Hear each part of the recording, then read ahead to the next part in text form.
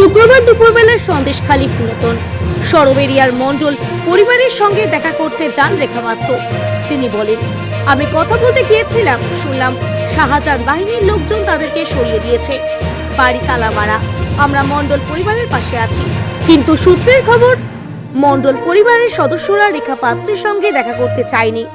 আজ রেখা পাত্র যাবে বলে আগে থাকতেই তারা বাড়িতে তালা মেরে চলে যান। আমরা মূলত রবীন মণ্ডলের বাড়িতে এসেছিলাম।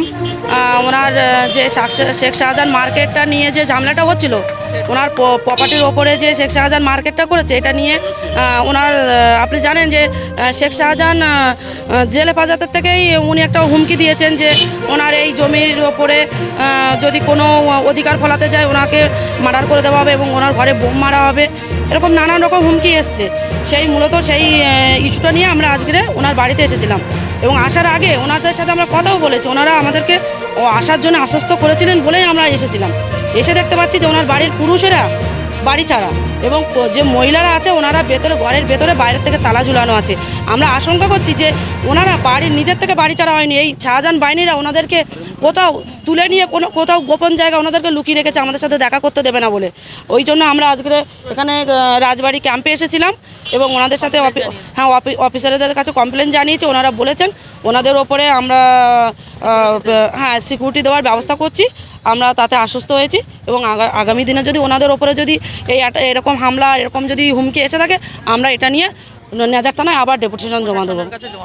হ্যাঁ, এটা মুখ্যমন্ত্রী তো বলেছিল যে সন্দেশখালী কোনো হুমকি চলছে না, কোনো দুর্নীতি চলছে না, মা বোনদের উপর কোনো অ্যাটাক চলছে না। আজকের মূলত আপনারাই তো দেখতে পাচ্ছেন যে কি হচ্ছে।